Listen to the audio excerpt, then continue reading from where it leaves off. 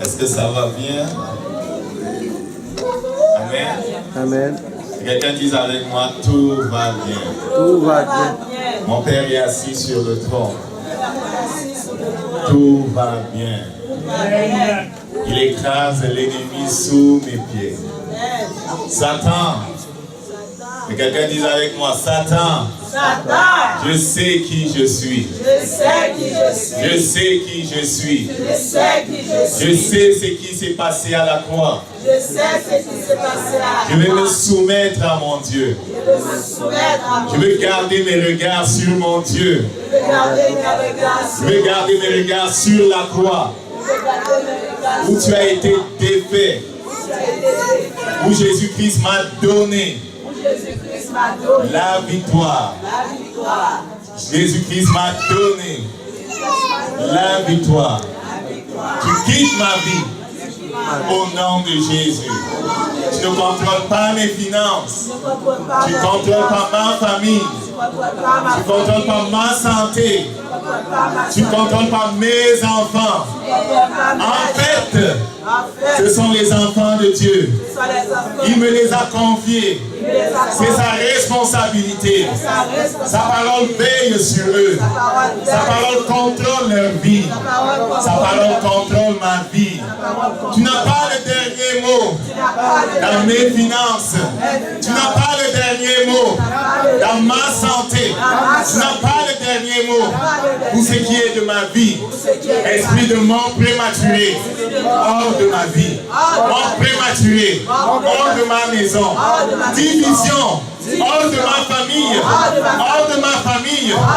Au nom de Jésus, je reçois la paix. Je reçois la joie, je reçois la sagesse, la révélation pour marcher avec autorité et puissance dans la liberté du Saint-Esprit. Gloire à toi, Seigneur. Je serre ta parole dans mon cœur. Elle m'est précieuse. Amen. La parole du Seigneur est précieuse. Il a enfermé son autorité dans sa parole.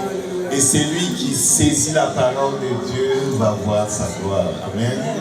J'espère que tu vois la gloire de Dieu dans sa parole, dans sa présence et dans le fait que Jésus à la croix tout accompli pour nous. Amen. Est-ce qu'on peut régler le micro alors que je parle encore? Cette semaine, c'est une semaine spéciale, une sainte convocation aux jeunes et à la prière. C'est la dernière du mois. Et c'est une bonne tradition que le Père nous donne de prendre, à savoir de prendre des saisons de jeûne, de prendre des saisons de prière. Amen. Et on veut le faire comme Église. Je sais que vous le faites individuellement, mais quand on le fait dans l'unité comme Église, il y a une notion spéciale parce que notre Père aime l'unité. Il aime l'union des cœurs. Il aime qu'on se mette d'accord pour déplacer les choses. Amen. Et alors c'est la rentrée pour nos enfants. Je voudrais qu'on saisisse cette semaine pour être comme pour chacun de nous une rentrée dans une saison nouvelle. Est-ce que tu es d'accord avec moi? Il faut vraiment prier pendant cette semaine que le Père te donne d'entrer dans une saison nouvelle. Souvent on le fait quand on passe du 31 au 1er, du 31 décembre au 1er janvier. On a vraiment cette conscience qu'on passe d'une saison à l'autre. Mais pour qui marche avec Dieu, il n'y a pas qu'une seule saison. Il y a plusieurs saisons, il y a plusieurs phases. Et pour celui qui marche avec Dieu, il peut avoir 10 saisons dans une année. Amen. Il peut avoir 10 saisons, il peut avoir 10 étapes. Et je prie que cette semaine soit pour toi une autre étape. Amen. Va devant Dieu en disant, je veux passer à une autre étape, Seigneur. Je veux passer à une autre étape. Il se peut que j'étais paresseux, je veux passer à une autre étape. Il se peut que je stagne dans ma vie avec toi, je veux passer à une autre étape. Il se peut que je sois enchaîné par quelque chose que je ne vois pas. Je veux passer à une autre étape, Seigneur. Et prier avec ça. C'est dans l'unité qu'on veut prier cette semaine pour passer à une autre étape. Parce qu'à quelque part dans sa parole, quand tu lis, il dit qu'il y a depuis longtemps, vous deviez être des maîtres et vous en êtes encore à la nourriture qui est comme légère. Amen. À quelque part, Dieu est frustré. Si tu n'as pas changé depuis le début, Dieu est frustré. S'il avait prévu pour toi 10 étapes et que tu en es à la deuxième alors qu'on est rendu au milieu ou même aux 3/4 de l'année, Dieu est frustré. Et les anges sont frustrés. Et le Saint-Esprit est attristé. Est-ce que quelqu'un comprend ça? Et ceux qui combattent notre Dieu sont contents parce que l'Église dort. Mais on va se réveiller. Est-ce que vous êtes d'accord avec moi? Je veux que tu saisisses cette semaine comme étant une semaine de jeûne et de prière pour passer d'une saison à l'autre. Rien ne se passe si tu ne changes pas quelque chose. Rien ne se passe si tu ne connectes pas vraiment avec le trône de Dieu. Nous disons des choses qui sont importantes, qui sont vraiment importantes. Et je prie que vous chérissez la parole de Dieu. Le problème avec les chrétiens, c'est qu'ils n'ont pas fait de la parole de Dieu un trésor. Certains gardent des trésors dans des coffres forts, dans les banques et dans les... je ne sais pas où là. Pour eux, ils sont comme... Pour eux, c'est un trésor. Mais je te dis, la parole de Dieu, c'est un trésor. Et ce que Dieu en réserve pour toi, c'est un trésor. Et si tu ne chéris pas ce trésor-là plus que ta propre vie, si tu ne chéris pas Dieu plus que ta propre vie, tu ne pourras pas recevoir ce qu'il donne. Parce qu'il dira, voilà un autre qui me méprise. Voilà un autre qui court après le monde pour ses besoins. Voilà un autre qui court après les hommes pour sa satisfaction. Tu n'auras pas ce que Dieu donne s'il n'est pas le premier dans ton cœur. Saisissons cette semaine pour prier, pour jeûner, afin que Dieu reprenne sa place normale dans nos cœurs, qui est la première place, et que nous sortions de notre sommeil. Les gens meurent dans nos familles parce que nous sommes incapables d'exercer l'autorité, le discernement spirituel. Les gens meurent autour de nous, sont prisonniers parce que nous sommes incapables d'exercer l'autorité que nous avons en Jésus-Christ. Nous ne comprenons pas les choses et ce n'est pas normal. La parole va encore être prêchée ce matin. Je prie que cela trouve les cœurs. En les cœurs, il va pouvoir germer. Et quelqu'un dise avec moi, c'est un jour nouveau. Le Seigneur fait quelque chose pour moi ce matin. Sa parole est proclamée. Elle trouve une place dans mon cœur. Elle a l'autorité de créer le monde que mon Dieu a rêvé pour moi. Et je vais marcher sur cette terre pour glorifier mon Dieu. Rempli du Saint-Esprit, honorant Jésus par ma vie, par mes choix, par chaque chose que je fais. Et son règne va avancer par ma vie et la vie de mes enfants. Merci Père pour ta parole. Merci Père pour ton serviteur. Merci Père pour ce que tu fais pour nous. Que ton nom soit béni. Amen. Pour ce que tu fais. Merci Père pour ta grâce. Merci. Oh Jésus. Père, que je diminue et que toi tu croisses. Éternel, que ce soit toi qui parles à tes enfants. Dépose ta parole dans chaque cœur et que chacun rentre avec quelque chose aujourd'hui que tu as déposé dans le nom de Jésus. Amen. Bien-aimé, j'aurais aimé parler ce matin. Ah oui, pardon, il a fermé. J'aurais aimé parler ce matin plus à mon Dieu qu'à vous.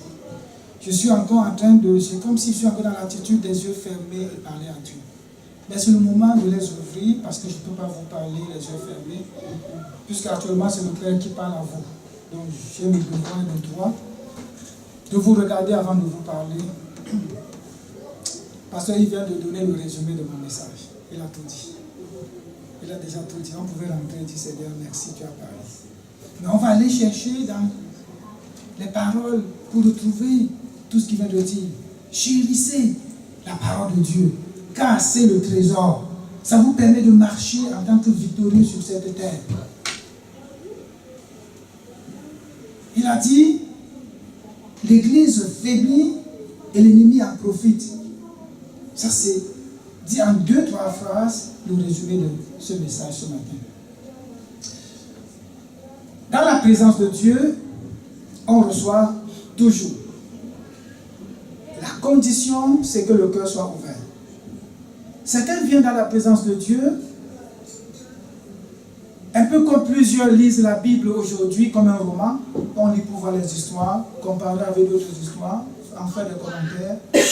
On n'approche pas la parole de Dieu en sachant que c'est un trésor pour ma vie. J'ai aimé il y a quelques années, un bien-aimé que j'aime beaucoup, le pasteur, il disait, si tu lis la Bible parce que tu veux découvrir ce qu'on a dit, sur Dieu, sur Jésus, sur le Saint-Esprit, tu fais bien, mais tu risques de te décourager. Je dis, mais comment ça? Il dit, toutes les fois que tu prends la parole de Dieu, lis en te disant, je veux me comprendre moi. Tu seras très encouragé de lire et de relire et de relire. Et c'est vrai, quand j'ai commencé à aller dans la profondeur de la parole, j'ai commencé à me comprendre. C'est comme si la parole de Dieu n'était pas un miroir que le pasteur brandit aux fidèles, mais c'est comme si c'était un miroir dans lequel je me mire moi-même. Et j'ai compris maintenant ce que le frère voulait dire. L'année, le thème de l'année, c'est conquérir avec Christ. J'ai commencé le dimanche passé en nous parlant de la crainte de Dieu, ou encore la crainte de l'Éternel. Et nous avons lu pour cela Proverbe 1 de Salomon. Je vais faire un petit résumé pour ceux qui étaient absents. J'ai décidé ainsi parce qu'il y avait beaucoup d'absents. Je n'encourage pas les absents en disant « Ok, je serai absent parce que le pasteur Théo va reprendre tout le message. » Non, je n'encourage pas, mais je veux faire un petit résumé long. Ce n'est pas un petit résumé, un résumé long, afin d'asseoir la base pour la suite. On se souvient que aller et faire de toutes les nations des disciples. On a déjà parlé de aller en profondeur. On a parlé de faire de toutes les nations. On a vu c'est quoi les nations. On a parlé de baptiser. Dieu merci, il y a quelqu'un qui s'est baptisé, justement, il a compris. On a parlé, et je suis en train de commencer, sur enseigner. Donc, enseignez-leur à observer tout ce que je vous ai prescrit. Ça, c'est Matthieu 28, qu'on appelle la Grande Commission. C'est de là que je vais bâtir tous les enseignements sur conquérir avec Christ. On avait lu Proverbe, on ne va pas tout lire, on avait dit que Proverbe, Salomon a rassemblé plusieurs proverbes, mais il en est aussi l'auteur. Ils sont nombreux, au moins 3, mais on dit c'est lui parce que c'est lui qui a rassemblé le plus. C'était des écrits des sages. Et on avait en Israël des sages qui avaient pour fonction sagesse, c'était leur fonction. On a vu que Salomon a reçu la sagesse de Dieu. Okay, dans le son, il était allé pendant qu'il faisait le sacrifice. Donc, au moment où on donne à Dieu, Dieu nous donne aussi. Okay, pendant qu'il donnait, Dieu lui a demandé par l'ange qui est venu en visite la nuit, qu'est-ce que tu veux que je te donne? Salomon lui a dit, je veux la sagesse pour gouverner avec justice. Parce qu'à l'époque, c'est le roi qui était garant de la justice. Dieu a exaucé sa prière en lui donnant non seulement la sagesse, mais en plus la richesse. Wow. Quelqu'un peut dire oui, cette richesse l'a perdu après. Ce n'est pas le thème. Alors Salomon dit, je vous écris. Pourquoi? Il a donné les buts. Pour connaître la sagesse, je vais le mettre ainsi, pour faire connaître, je rends ça plus facile, pour faire connaître la sagesse et l'instruction. Et j'ai dit la dernière fois, sagesse et l'instruction, on ne les divise pas, parce que tout ça, c'est la même chose, c'est la parole de Dieu, puisque ça vient de Dieu. Pour faire comprendre, on comprend pourquoi je le mets là? Parce qu'on a vu enseigner-leur. Jésus dit enseignez-leur. Donc il va enseigner par plusieurs moyens, parmi lesquels par la sagesse qu'il a donnée à son serviteur Salomon. Afin de comprendre les paroles de l'intelligence, pour faire recevoir les leçons de bon sens. Pourquoi les leçons de bon sens? Parce que dans la marche avec Dieu, tu peux utiliser le bon sens. Et la sagesse te permet donc d'utiliser le bon sens. J'ai fait un peu de la prestidigitation au dernier message dimanche, où j'ai caché une pièce de monnaie.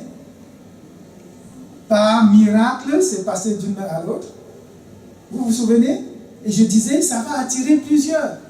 Ah mais, c'était pas vrai parce que plusieurs personnes m'ont appelé pour dire, hé, pasteur, tu fais des miracles. Donc j'imagine que ça n'a dit à personne parce que vous êtes sage. Vous avez compris que c'est un petit trucage. Ce n'est pas de la magie. Mais plusieurs vont voir comme ça et dire, ah, c'est un homme de Dieu puissant. Ils vont courir après moi et m'élever. Dans le bon sens. Il dit, pour donner au simple du discernement. C'est le discernement qui te fait dire, c'est sûr que le pasteur n'a pas fait un miracle. Il a juste jonglé un peu, on a été distrait, il a mis une pièce dans deux mains. C'est intéressant d'en parler, bien aimé, parce que sinon, on ne comprendra pas la profondeur de la marche avec Dieu. En prenant les proverbes, parlant de la version Semeur, on va comprendre que c'est d'enseigner. Le but, c'était d'enseigner, de former, faire comprendre, apprendre, leur donner. Vous voyez, c'est la même chose. On a aussi vu que les insensés n'écoutent pas. Ils méprisent la parole. Et c'est quoi écouter? On a défini écouter comme étant mettre en pratique. Et on a aussi dit l'insensé, ce n'est pas un malade mental. Seulement, lorsqu'il parle de l'insensé, il ne parle pas d'un malade mental. Il parle de quelqu'un de normal, comme toi et moi. Des gens qui viennent même à l'église, mais il les appelle des insensés. Parce qu'ils viennent à l'église, ils dorment, on le réveille, il sursole, il dort, il n'est pas là, il est à la maison, il pense à ses rendez-vous après le culte. Il n'est pas là, il est un insensé. Mais il dit, je vous conseille d'écouter. C'est-à-dire quoi? De mettre en pratique la parole. N'écoutez pas seulement, mettez en pratique la parole. Ça, c'est ce que dit Salomon. Il dit, les insensés rejettent. Ils méprisent la parole. Ils rejettent les enseignements. Et le mot-clé, le verset clé, c'était le verset 7. La clé de la sagesse, c'est de révérer l'Éternel. La crainte de l'Éternel, c'est la révérence à Dieu. Et comment on fait pour révérer Dieu? Ça passe par l'écoute. Ça passe par accepter les réprimandes. Tel que Salomon le dit. Accepter de marcher selon la parole de Dieu. Et il y a des récompenses pour ça. Il y a des récompenses. Il dit, si tu écoutes, que le sage écoute, et il augmentera son savoir. Et celui qui est intelligent acquérera de l'habileté pour saisir le sens des proverbes et des énigmes, des paroles de sages et de leurs sentences. Donc on a besoin, bien aimé, de la parole de Dieu si nous voulons marcher en victorieux sur la terre. Et j'ajoute encore, on l'a dit la dernière fois aussi, l'amitié de l'Éternel est pour ceux qui le craignent. Ça veut dire quoi? Dieu, son amitié, c'est-à-dire quelques versets disent, le cœur de Dieu, il révèle à ceux qui le craignent. Donc si tu ne crains pas Dieu, et craindre Dieu, c'est quoi? Tout simplement écouter la parole, accepter la parole et faire tout pour que tu marches par cette parole. Obéir. Là, tu auras la crainte de Dieu. C'est le commencement même, d'ailleurs, de la science. Et il va dire, c'est pour cela que moi, je veux tourner constamment mes regards vers l'Éternel. Parce que je sais que c'est de lui que vient tout. Et on a dit qu'il a parlé à son fils. Salomon dit, mon fils, mon fils, mon fils. Mais on a compris que ce n'est pas un père qui parle à son fils seulement. Il est en train de parler aux enfants de Dieu. Il dit, ne te laisse pas gagner par eux. C'est des menteurs. Ces gens, c'est des méchants. C'est des pécheurs. Leur voie conduit à la mort. Ne les suis pas. Le jeune homme qui veut marcher en disant, j'ai deux amis, un est chrétien, un est païen. Ah mais le païen, il m'amuse beaucoup. Je vais le suivre, il est très gentil, il est très ceci. Il va terminer où? À la mort, parce qu'il ne connaît pas la vérité. C'est un peu ce que Salomon nous dit ici. Le choix. Il dit, soyez intelligents. Je vous donne la sagesse. Qui ne vient pas de moi, ça vient de Dieu. Utilisez cette sagesse pour choisir même ce que vous allez faire. Il dit encore, mon fils,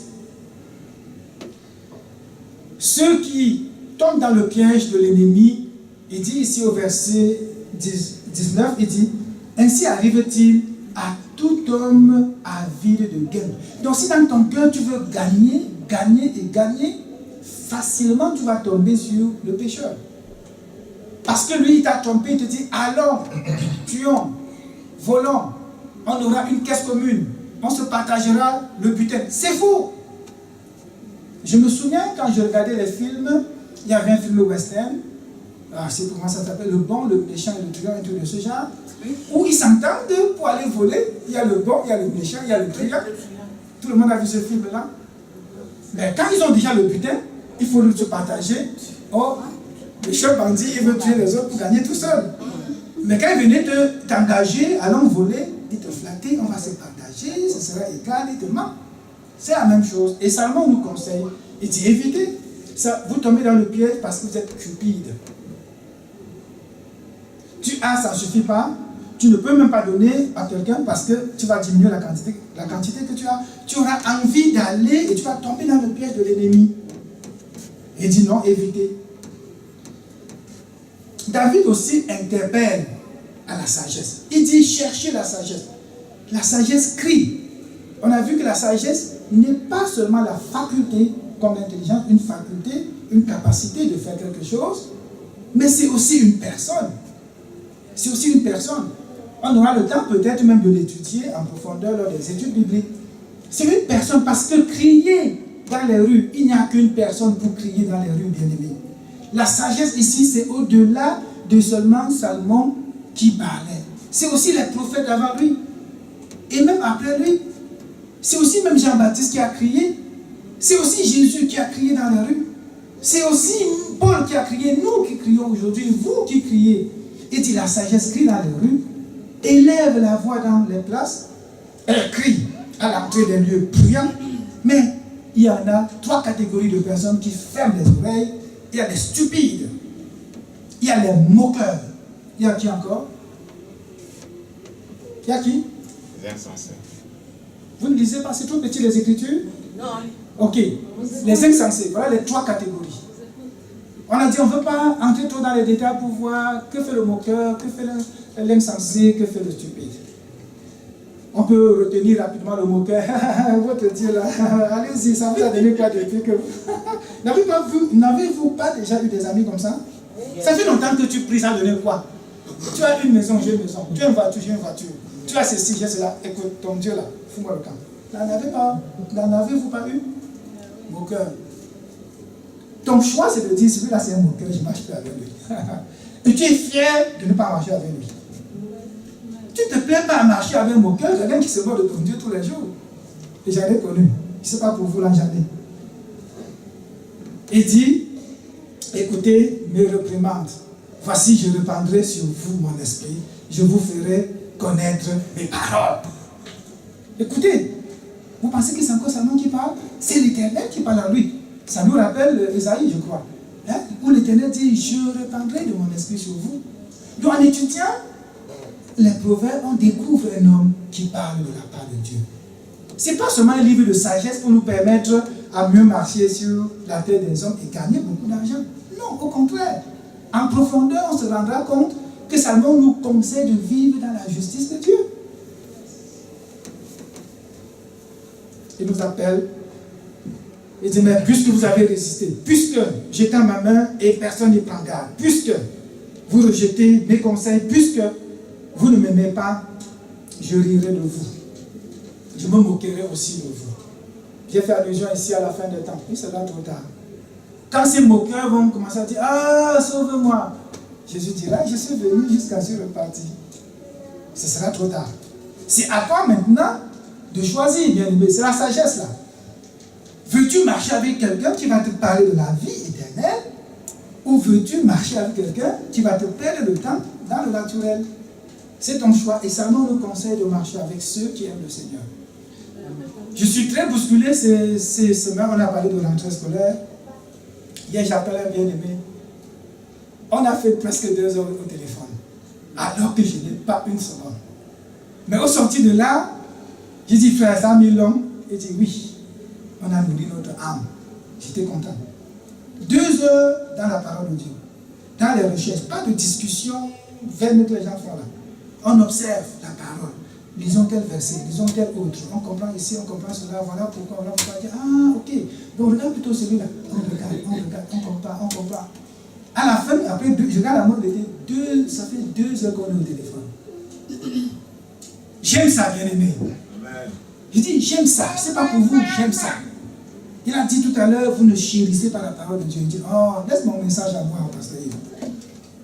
Si on chérissait la parole de Dieu, on ne regarderait, on dit ça? On ne regarderait pas. Oui, on ne regarderait pas la montre. Parce que c'est beau, c'est intéressant. Et quand tu vas dedans, tu trouves des choses, je vous assure, parfois, Tu ris à te casser les côtes. Je vous dis la vérité, c'est parce qu'on lit la Bible parfois, vite on passe. Vous vous souvenez, Pierre, quand Jésus revient, Pierre est en train de pécher, on dit voilà, c'est le Seigneur. Il se jette dans l'eau. Quand je lis le verset, à chaque fois, je me mets à rire. Il enlève son habit, non, il était nu, je crois. On dit voilà le maître. Il sort dans l'eau. Ça vous fait pas rire? Moi, je vois une histoire comme ça, je dis oh Seigneur. Pourquoi il sort dans l'eau? Pourquoi? Il ne sait pas ce qu'il fait. Le maître vient le trouver dans une position. Il dit, c'est le maître, oui. Plongeons dans l'eau. Quelle réaction? Quand tu découvres la parole de Dieu, tu es content. Il dit, alors ils m'appelleront et je répondrai. Et je leur dirai quoi? Ils me chercheront et ils ne me trouveront pas. Ils ont haï la science. Ils ont choisi de ne pas craindre l'Éternel. Est-ce que pendant qu'ils se moquent de nous, nous devons nous moquer d'eux? Non. On doit avoir le cœur. Seigneur, il ne te comprend pas. Il ne te comprend pas. On a le cœur, l'amour. On lui demande toujours l'amour. Mais je pense fermement que ceux qui n'ont pas la parole en eux, ancrée complètement en eux, ne devraient pas marcher dans la compagnie des méchants. Je vous dis ça, c'est moi. Paul disait parfois, non pas Dieu, mais moi. Certains ont dit, je vais les évangéliser, je vais aller vers le monde, vivre avec eux pour les amener en Christ. Pour finir, c'est eux qui les ont amenés en Christ. Dans le monde. Merci. Pourquoi? Parce qu'ils n'étaient pas ancrés. On dit oui, Paul faisait quoi? Paul était vers le païen, il faisait comment? Il les amenait. Paul était assis sous la parole. Paul était assis sous la parole. Paul ne se laissait pas distraire même par celui qu'on a appelé le prophète Agabus. Il ne se laisse pas entraîner. Pas du tout. Tu vas aller là-bas, on va te tuer. Il dit, c'est pas grave. Laisse ça. Il était dans la parole. Il y a une femme qui a quitté le pays, il arrive en Europe, c'est pour faire rire. Une femme battante dans le Seigneur. Elle arrive. Elle commence à aller en boîte de nuit. Le samedi, elle est en boîte de nuit. Le dimanche, elle arrive à l'église, elle s'endort. Le pasteur savait que c'était une femme de Dieu vraiment très forte. On l'aborde pour lui dire, mais écoute, on te va dormir. Elle dit oui, parce qu'il rentre tard. Deux, trois fois, le pasteur l'a abordé. Elle dit oui, pasteur, c'est que le samedi soir, j'ai des amis que j'évangélise. Et quand ils m'invitent à danser en boîte de nuit, je ne peux pas dire non. Parce que je vais les calmer. Vous avez compris le reste, je n'ai pas besoin de dire. Oui, vous avez compris le reste. Même pas 6 mois après. Quand le mari appelle encore, elle prend le téléphone. Perdu complètement. Même venir dormir à l'église, elle ne venait plus. Les frères et les soeurs qui la connaissaient, on négocie, fatigué, oh non. Je suis venu me chercher. Je suis en Allemagne, je suis venu me chercher. Il faut sortir ma famille de la pauvreté. Soit dit en passant.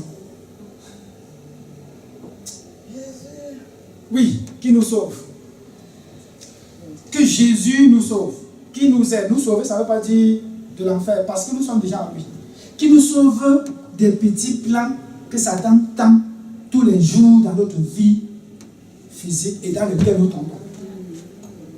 Qui nous délivre afin qu'on sache sur quelle voie marcher. Qu'on observe, qu'on dit Seigneur, ça c'est de toi, ça c'est pas de toi. Pour marcher en victorieux, ça demande ce discernement-là. Et c'est le travail de la sagesse. Le sage nous parle effectivement, et pour finir, Proverbe 1, il dit quoi? Il dit, non c'est le verset je crois 1 ou 2, il dit, si tu écoutes, ce sera comme une couronne à ta tête et une parure à ton cou.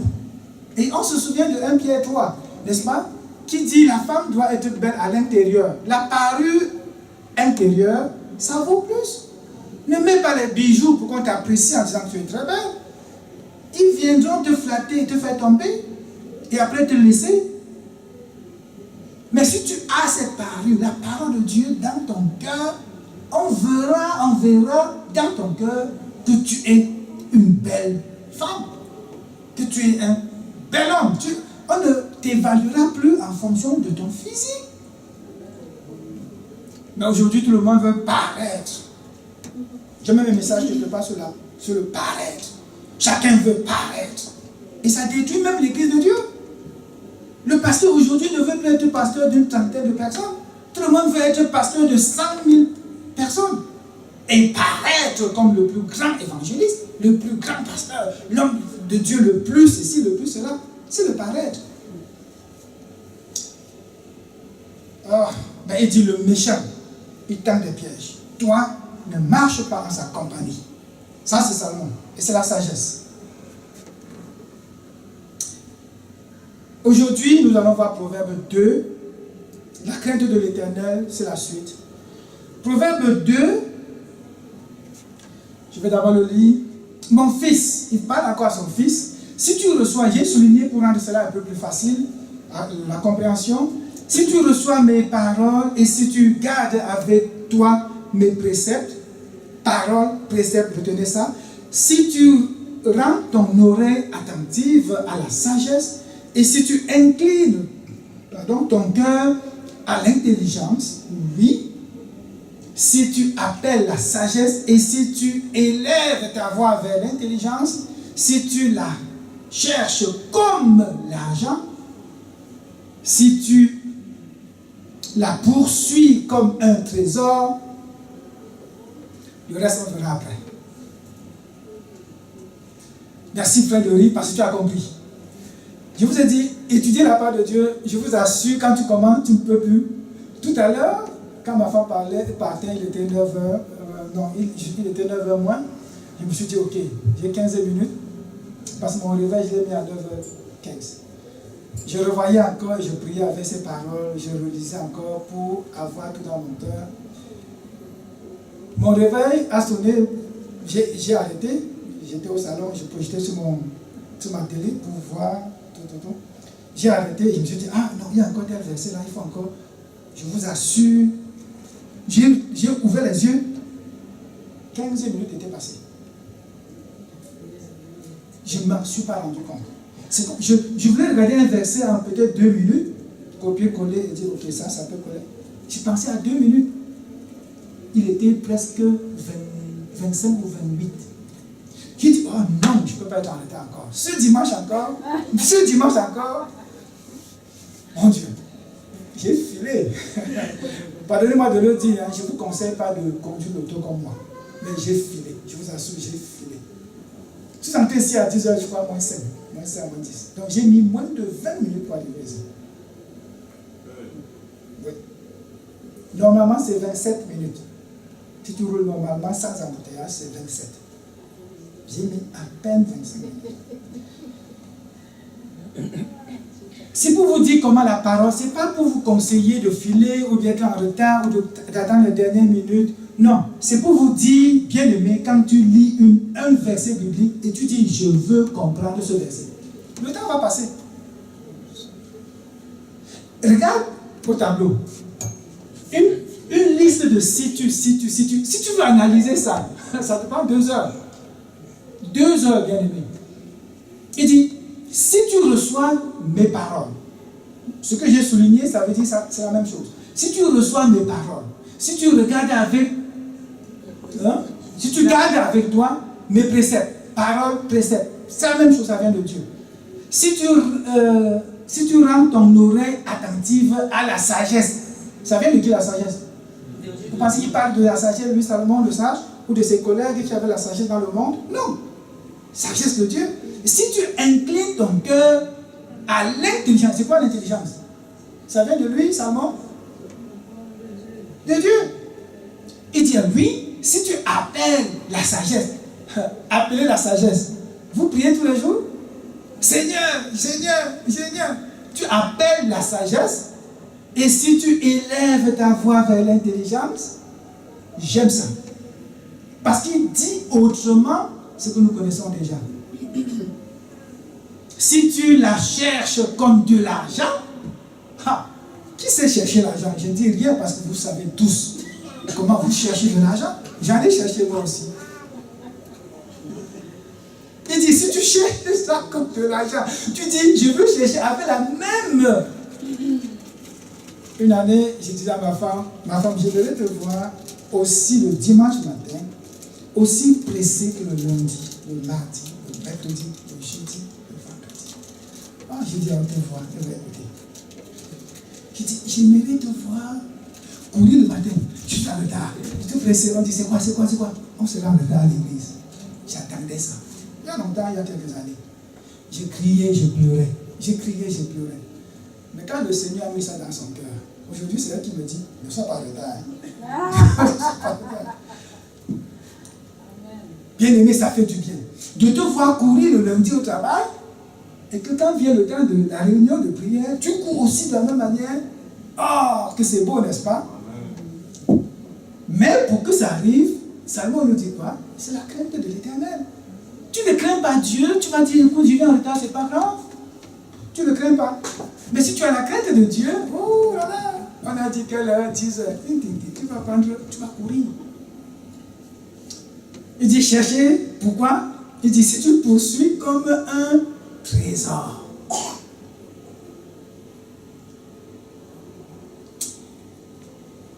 Il dit, alors tu comprendras la crainte de l'Éternel et tu trouveras la connaissance de Dieu.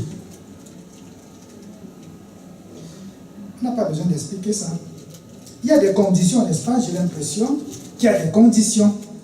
Alors tu comprendras la crainte de l'Éternel. Pour comprendre la crainte de l'Éternel, il y a ces conditions à remplir. Cherche comme de l'or, cherche comme de l'argent. Prête ton oreille à l'intelligence. Crie à lui. Certains se disent, ah, j'ai crié, ça fait 1 an que je prie, que je crie. Ça veut dire quoi? Oh non, tu ne te fatigues pas. Tu cries et tu continues de crier. Le français est un peu, parfois, ça n'exprime pas exactement ce que le grec ou l'hébreu. Okay? Il y a des verbes continus. Qu'en français, on dit seulement, par exemple, prie. Alors qu'en hébreu ou grec, on va dire prie et continue de prier. Donc le verbe lui-même est déjà dans le gérondif. Prie et ne cesse pas de prier. Prie et continue de prier. Alors cherche et continue de chercher. Au verset, c'est lequel? Verset 6, oui. Il dit, car l'Éternel donne la sagesse, de sa bouche sortent la connaissance et l'intelligence. Il tient en réserve le salut pour les hommes droits, un bouclier pour ceux qui marchent dans l'intégrité, en protégeant les sentiers de la justice et en gardant la voie de ses fidèles. Voilà ce que fait l'Éternel. C'est l'Éternel, bien-aimé. C'est lui qui donne la sagesse. C'est lui qui donne la sagesse. Ce n'est pas le monde qui va te donner la sagesse. De sa bouche sortent la connaissance et l'intelligence. C'est l'Éternel. Il tient en réserve le salut. C'est un peu comme si, pendant que tu cherches là, il tient le salut comme ça en réserve. Il dit, ok, j'attends. Il voit comment tu vas chercher. Tu cherches, après, il dit, ok. N'est-ce pas, c'est à peu près en réserve. C'est comme s'il ajoute ça à quelque chose. C'est comme s'il est en train de te dire, cherche-moi et continue de chercher, sachant que j'ai quelque chose à te donner. En même temps, tu dis, mais Salomon parle-t-il aux chrétiens ou aux païens? S'il faut ramener ça à nous aujourd'hui. Si nous sommes chrétiens, le salut, nous l'avons déjà, n'est-ce pas? Est-ce que c'est qu'on a le salut? J'ai l'impression que... Amen. On a le salut? Amen. Alors, il a ça en réserve. Le salut, c'est quoi? Dans les domaines de ta vie, il a la réponse, il attend de voir comment tu vas chercher. Ou encore, certains vont dire, la réponse a été déjà donnée et c'est caché en Christ. C'est par ta foi que tu vas aller maintenant prendre. Et la foi se développe, n'est-ce pas? Par la connaissance, la pratique. Ta foi confie. Et le jour ça arrive, tu dis, ah, je l'ai eu, merci. Paul disait aux chrétiens, cherchez l'Éternel. Il dit, ah, mais comment on peut chercher quelqu'un que j'ai déjà? C'est à peu près la même chose. Nous l'avons, mais il dit, cherchez-le. Et, Seigneur, je te rends toute la gloire. C'est la joie, bien-aimé. C'est la joie. C'est avec joie que je vous parle ce matin. C'est avec joie parce que le Seigneur, il veut nous aider. C'est comme un enfant à qui tu parles d'une manière, il ne comprend pas. Tu parles tantôt d'une autre façon, il ne comprend pas. Tu cherches d'autres choses pour l'amener à comprendre. Il passe par Salomon pour nous donner en des termes différents les mêmes choses que les autres aussi ont écrit. C'est le même esprit. Il dit, gardez la voie de la fidélité. Il nous garde, il nous protège. Dieu nous délivre de la voie du mal. Ce sont ces méchants-là qui nous amènent à mal faire. Mais Dieu est là par sa parole, par sa sagesse, pour nous en délivrer. Car la sagesse viendra dans ton cœur et la connaissance fera les délices de ton âme. Vous voyez? La sagesse viendra dans ton cœur. La sagesse peut être comme le Saint-Esprit qui vient dans ton cœur, n'est-ce pas? Et puis, quand tu es né de Dieu, tu commences à comprendre les choses de Dieu. Il fera, et la connaissance fera les délices de ton âme. Ton âme aura envie de connaître. Connaître qui? Christ. Connaître qui? Quoi? La parole. Vous voyez, c'est lui qui te fait connaître. Je t'assure, tu prends l'intelligence de Dieu, tu prends la sagesse de Dieu, tu prends le Saint-Esprit, tu mets à côté, tu dis, moi j'ai fait théologie ou bien j'ai fait n'importe quoi là. Tu ne comprendras rien de la Bible. Rien. Lisez la Bible. D'ailleurs, c'est difficile de lire la Bible si on n'a pas cru.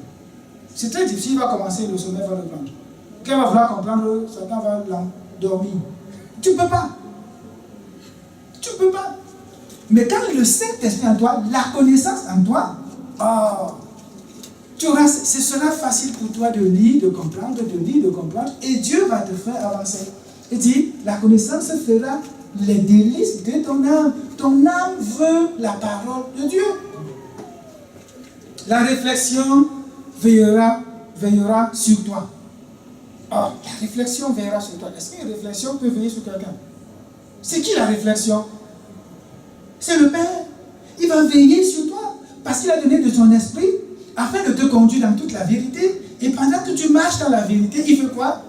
Il veille sur toi. Certains versets disent il veille sur sa parole pour l'accomplir. Ce n'est pas toi, mais c'est la parole qui est en toi. Mais c'est toujours moi.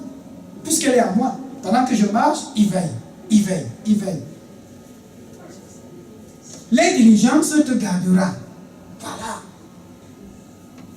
Sur le plan pratique, Salomon pouvait dire, si tu es intelligent, si tu es sage, bien aimé, pendant que tu marches là, la sagesse va te permettre d'éviter des choses.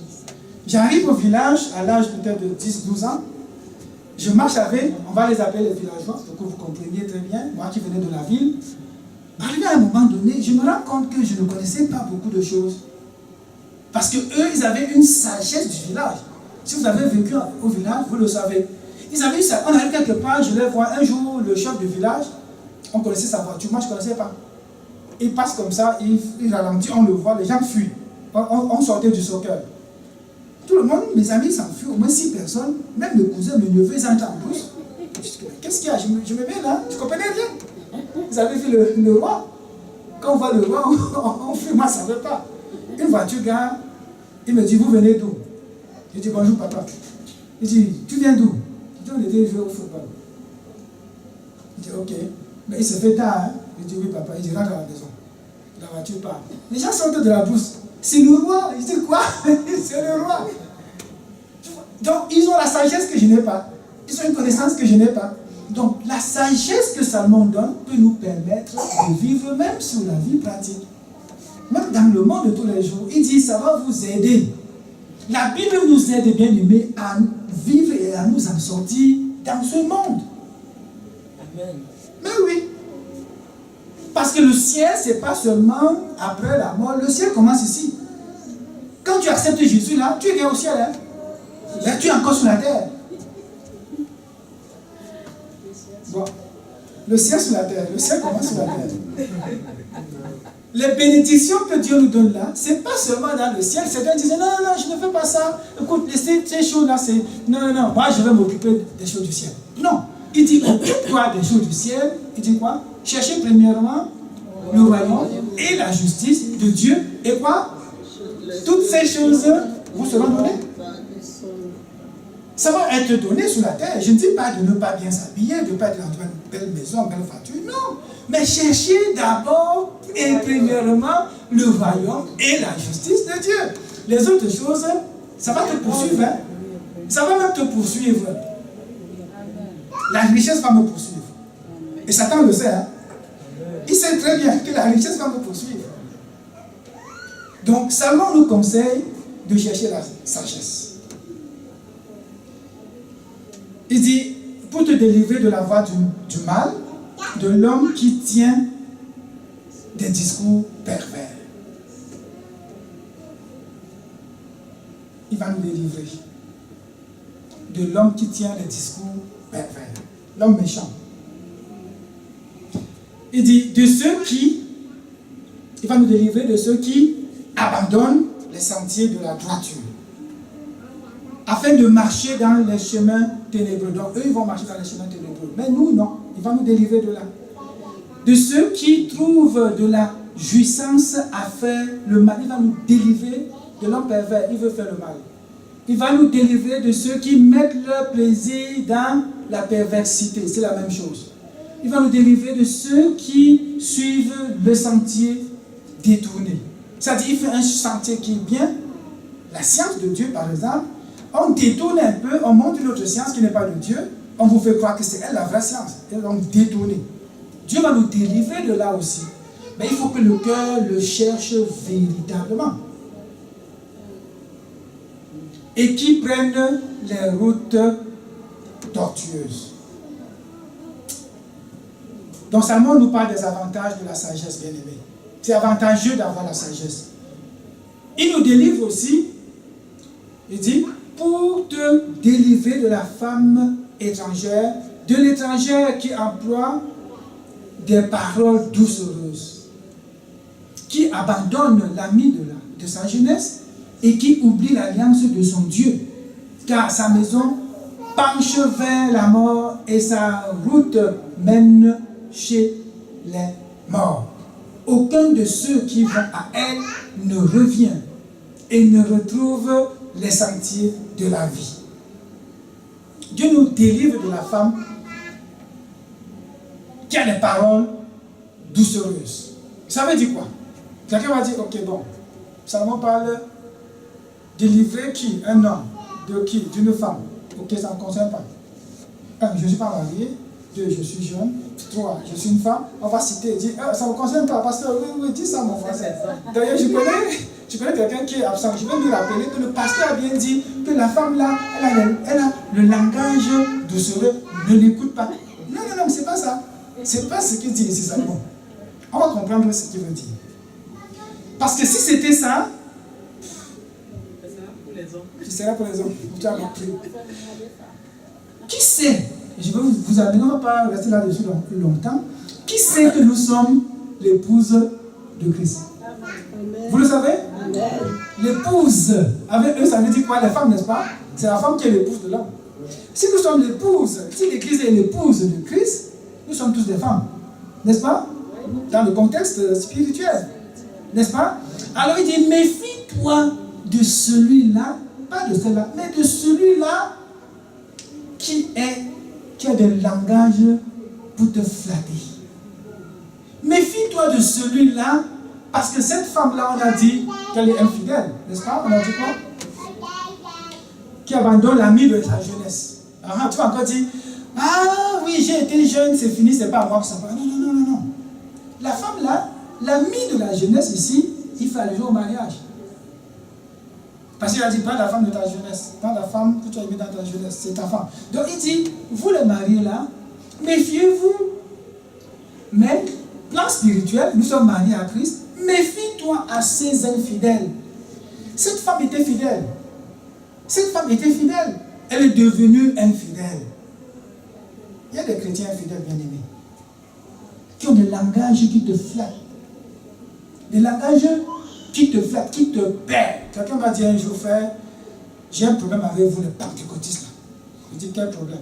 Vous priez chaque fois que quelqu'un voyage, Seigneur, que le sang se déverse partout sur le chemin pour qu'il passe. Seigneur, que ton sang, j'ai un problème avec votre sang là. Je dis, ok. Et puis tu veux quoi?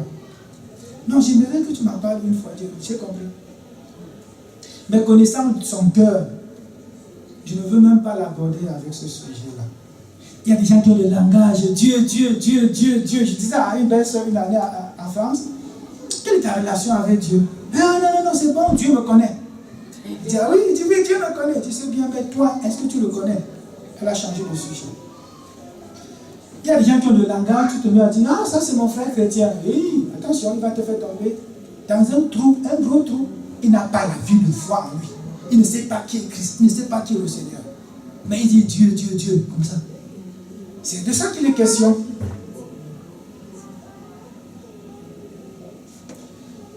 Tu marcheras ainsi dans la voie des gens de bien. Tu garderas les sentiers de la justice, car les hommes droits habiteront le pays. Les hommes intègres y resteront. Il parle un peu avec force, parce qu'il te donne comme conclusion. Okay? Comme conclusion. Mais les méchants là seront retranchés du pays. Les infidèles en seront arrachés. Nous sommes justifiés, bien-aimés. Par le sang de Christ, nous sommes justifiés. Il a fait de nous justice de Dieu. Nous ne marchons pas dans la crainte parce qu'on sait qu'on habite en lui. On est en lui. Rien ne va nous arracher de lui. Rien.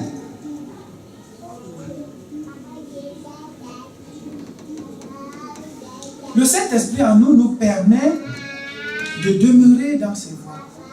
Le Saint-Esprit en nous nous permet de discerner la voie de Dieu et la voie du méchant. Et il nous garde, il nous protège, il nous fait marcher. Donc, deux choses à retenir, bien aimés.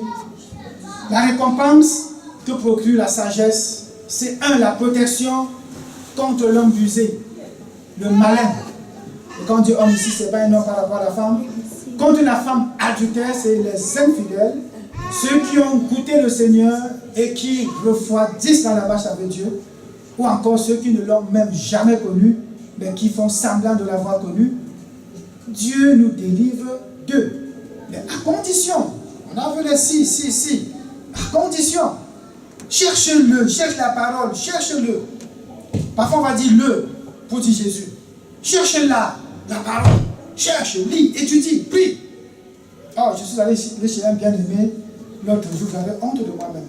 Je regarde sa bibliothèque, c'est plein de livres. Ici, c'est plein, par terre, c'est plein. Il fait des séries de dictionnaires, 12 dictionnaires. Je dis, frère, il dit, ben oui. Je dis, quoi? Il dit, oui. Je regarde comme ça. Je dis, Seigneur, je suis très loin. Et celui avec qui j'ai parlé hier, la même chose, il me dit, frère, j'ai choisi d'étudier la parole et de vivre Christ. J'ai respiré. Quand on a rapproché, il dit, Père, aide-moi. Si tu n'es pas dans cet état de dire, je ne connais rien, je veux connaître. Bien aimé, tu ne vas pas marcher comme ça, mon Dieu là. Tu auras des prises, tu auras des petites connaissances de rien du tout. Quand Satan viendra, tu ne le verras même pas. Parce que tu n'as pas la connaissance pour dire, ça c'est pas de Dieu, ça c'est de Dieu. Tu n'en auras pas. Tu vas t'attaquer le temps de se lever et dire, Satan, je t'ai vu. Tu es en train de vouloir nous nuire un peu et mets-toi dehors. Tu n'auras pas ça.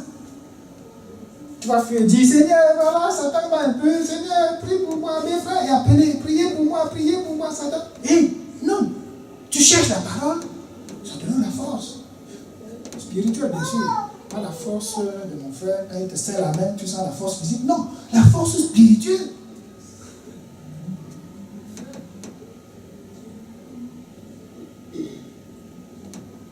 Isaïe va nous dire, leur pied court au mal. Eux là, leur pied court au mal.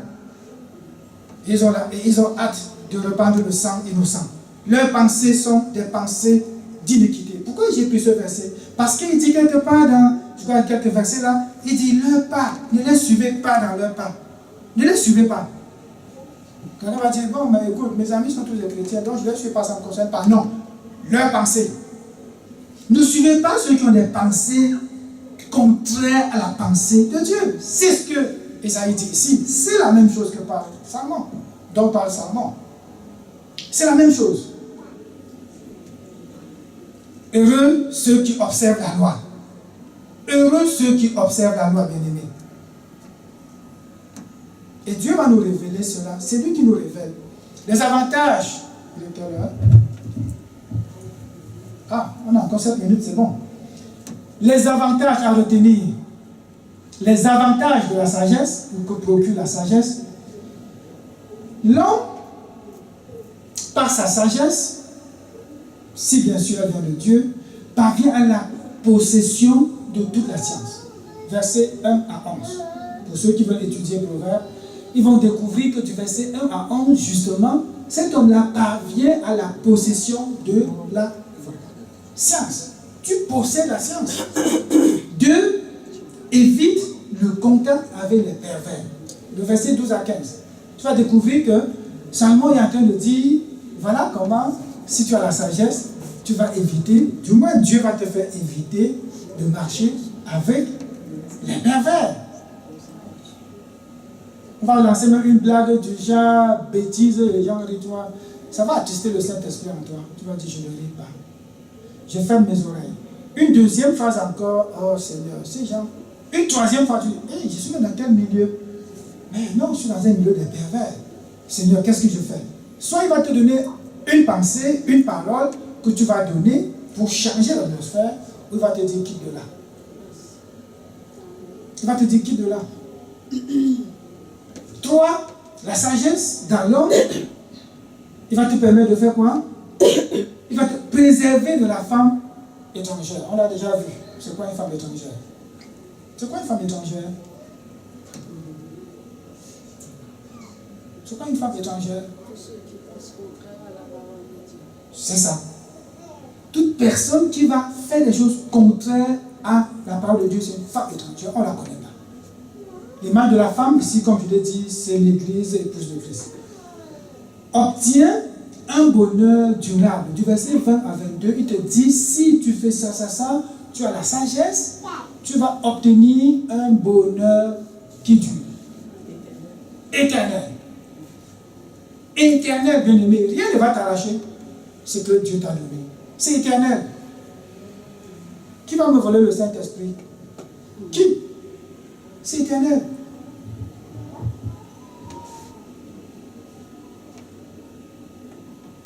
Mais cette promesse est faite à qui? À ceux qui cherchent véritablement la parole. À ceux qui chérissent la parole. À ceux qui ont compris que la parole de Dieu, c'est un trésor. Donc tu dois faire le choix, bien aimé. Tu dois faire le choix. Salomon parle à tout le monde. Il y en a qui écoutent et dédaignent la parole ou dédaignent la réprimande. Mais il dit bien, chacun récoltera le fruit de sa conduite. Celui qui refuse l'enseignement de la sagesse court à sa perte. Mais celui qui reçoit son instruction se met à l'abri du malheur. Tu désires la parole, tu cours après la parole, tu veux connaître. Écoute, il te dit bien, tu es à l'abri du malheur, du mal. C'est un trésor qui est caché, bien aimé. Et il faut consacrer toute sa vie à le chercher. Et elle va nous enseigner à connaître Dieu et à reconnaître son autorité. C'est ça la crainte de l'Éternel. Le Seigneur est la source de la sagesse et de la science, de la conscience. C'est l'Éternel qui en est la source. C'est lui qui donne tout. Fais donc de l'Éternel tes délices. Il te protège. Il te donne une sécurité. On veut nous faire croire la sécurité, c'est avoir un bon boulot, on te donne un contrat défini, c'est d'avoir un travail facile, d'avoir une maison, une voiture, des femmes, des enfants, et tu es en sécurité. Non. La sécurité, ça vient de lui. C'est lui seul qui nous donne cette sécurité. Il nous parle de la paix. J'aime ça parce que c'est un vocabulaire différent. On est habitué, en Christ on a la paix, Dieu nous protège, il a la paix, les versets sont clairs. Mais Salomon le dit différemment. Mais pour amener à nous aujourd'hui, la sécurité là, c'est la joie et la paix que tu as en Christ. Marcher libre, sans crainte. Il a même dit aussi tout à l'heure, la liberté dans le Seigneur. Il avait prêché mon message avant. C'est ça ici, bien aimé. Salomon le dit, elle nous protège contre le séducteur. Quand il vient, tu le vois. Oh Seigneur, merci de m'avoir fait voir. Tu ris un peu. tu passes à côté. Tu dis que, oh, je n'ai pas vu le gars là. Tu te calcules encore, d'une autre façon, tu le passes encore. Oh, je n'ai pas eu. Satan passe son temps à s'énerver.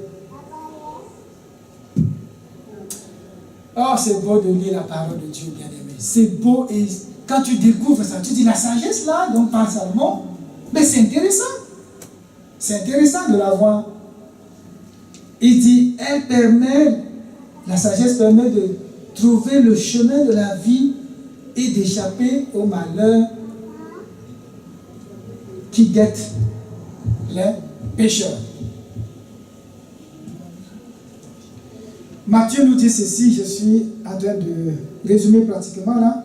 Matthieu nous dit, le royaume des cieux est encore semblable à un trésor caché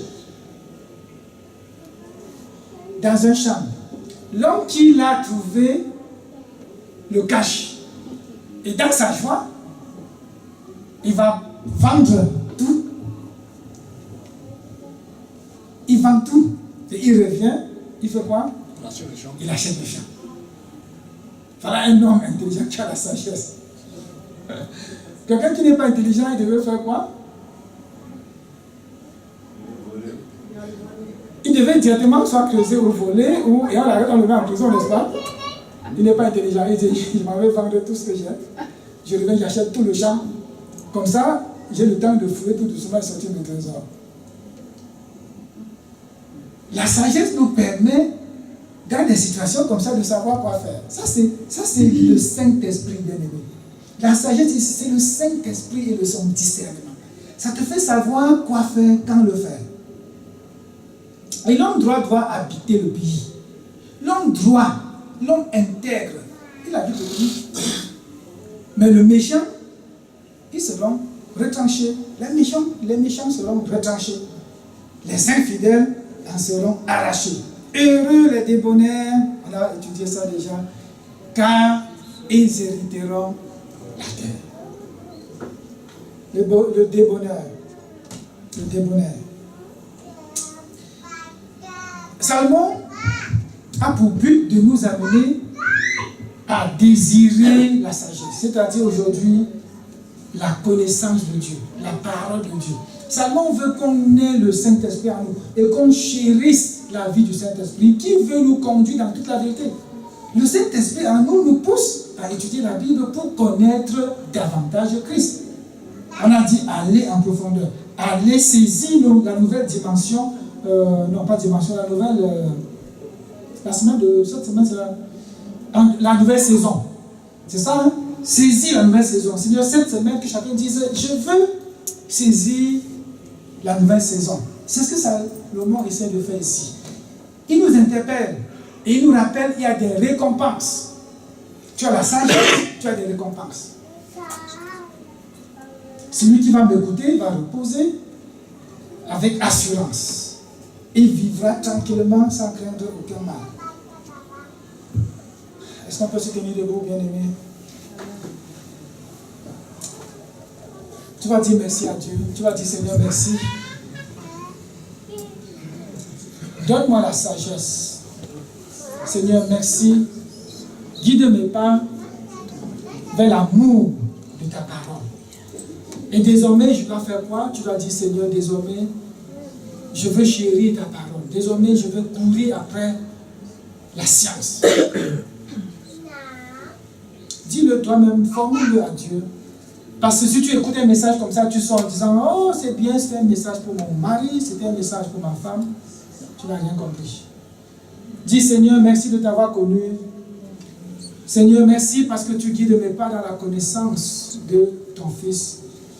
Jésus est venu, il a marché sur la terre, il nous a montré un exemple et je veux suivre cet exemple-là. Dis Seigneur, guide mes pas et délivre-moi du méchant, de la ruse du méchant. Délivre-moi, Éternel, parce que je veux mieux te connaître. Je ne veux pas être un insensé, je veux être un enfant, Seigneur, entre tes mains. Seigneur, merci parce que en toi nous avons cette assurance. En toi, nous avons cette assurance, Seigneur, que ta parole nous garde et nous protège. Tu nous guides et tu nous orientes, Seigneur. Nous prions dans la croissance et la connaissance de Dieu. dans la marche avec toi, Seigneur, dans ce monde hostile. Nous prions à toi nuit et jours et nous prions que tu nous donnes de mieux te connaître et de mieux te servir. Tu as dit sans la foi, nul ne peut être agréable. Parfois nous disons, oui, nous ne sommes pas méchants, nous ne volons pas, nous ne tuons pas. Nous évitons même de marcher avec le pécheur. Mais dans notre cœur, Seigneur, il n'y a même pas de pardon du tout. Nos pensées sont contraires à tes pensées, Seigneur. Tu ne prends pas plaisir à nous également. Et c'est pour ça qu'on veut te demander pardon, Seigneur. Et nous voulons désormais te suivre, marcher avec toi.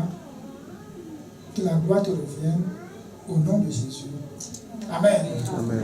Bon dimanche à tous. Merci.